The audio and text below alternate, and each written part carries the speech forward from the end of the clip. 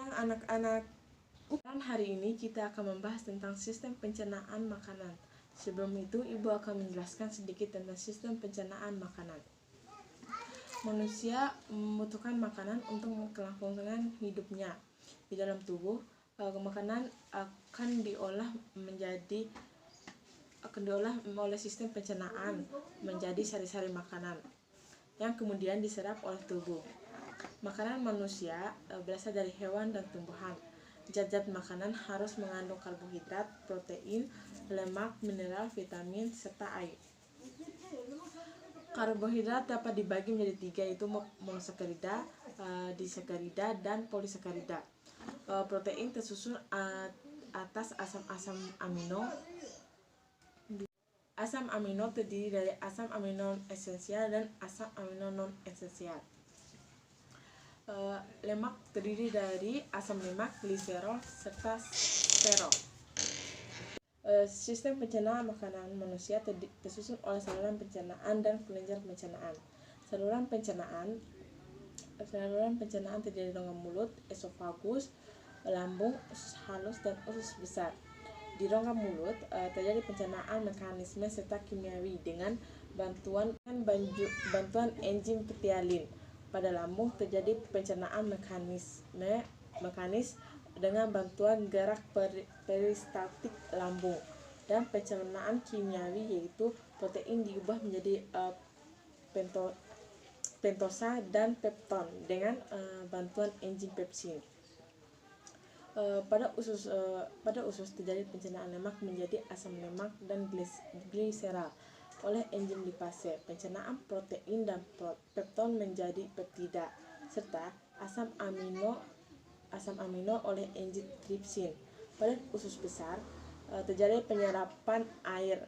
Kelenjar penghasil enzim adalah kelenjar saliva, pankreas, kelenjar parotis, kelenjar submaxillaris, dan kelenjar sublingualis, dan hati. Alat pencernaan dapat mengalami gangguan antara lain tukak lambung, kolik parotitis, peritonitis, konstipasi, diare, usus buntu, malnutrisi, malabsorpsi, gastroenteritis,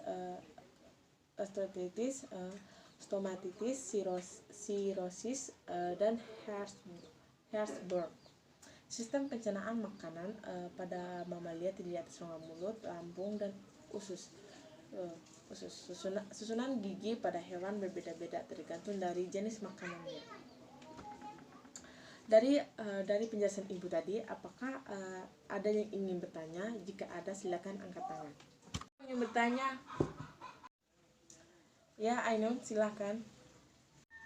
Baik Bu, saya ingin bertanya bagaimana pendapat Ibu tentang gaya hidup modern yang sering mengkonsumsi makanan cepat saji. Itu saja Bu, terima kasih. Ya, terima kasih Ainun, pertanyaannya sangat bagus. Ibu akan menjelaskan sedikit. Di era sekarang banyak orang lebih menyukai makanan cepat saji dibandingkan dengan makanan yang dibuat sendiri. Namun, mengkonsumsi makanan cepat saji ini dapat mengganggu pencernaan, dan juga makanan cepat saji termasuk makanan yang minim sekali serat.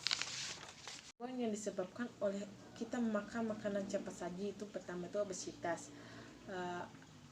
Makanan cepat saji biasanya mengandung gula buatan dan garam yang bisa menyebabkan kegemukan atau yang disebut dengan obesitas. Yang kedua itu gangguan pernapasan. Dari obesitas yang terjadi dapat menyebabkan penyakit asma juga dan sulit tidur. Dan yang ketiga, pemicu munculnya jerawat. Banyak orang percaya kalau jerawat itu ditimbul karena kita memakan coklat dan makanan minyak. Namun sebenarnya bukan hanya itu saja. Penyebab munculnya jerawat juga bisa disebabkan karena makanan tinggi karbohidrat. Makanan yang memiliki kandungan karbohidrat tinggi bisa meningkatkan kadar gula darah yang menjadi pemicu jerawat. Yang keempat tuh meningkatkan kadar insulin. Alasan makanan cepat saji tidak baik juga karena bisa menyebabkan kadar insulin meningkat. Makanan siap saji yang mengandung kalori dan karbohidrat tinggi mampu menaikkan gula darah dalam tubuh. Risikonya yang bisa kita alami bila terlalu sering mengkonsumsi makanan adalah adanya resistensi insulin dan diabetes tipe 2. Terakhir itu masalah pada otak. Kita tahu bahwa makanan cepat saji ini banyak mengandung zat pengawet. Zat pengawet tambahan dalam makanan ini membuat kandungan zat adiktif di dalamnya. Zat adiktif dalam makanan tersebut bisa mengakibatkan masalah memori dan gangguan belajar.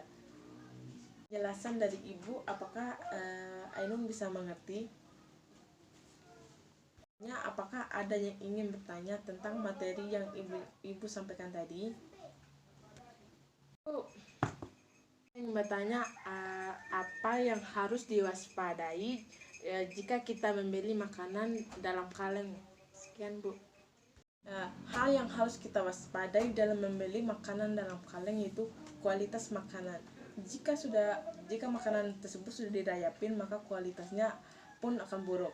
Yang kedua itu kita melihat tanggal kadaluarsanya. Jika sudah kadaluarsa, makanan tersebut akan berbau basi. Apakah sudah mengerti? Mengerti Bu? Baik, apakah ada yang ingin bertanya lagi?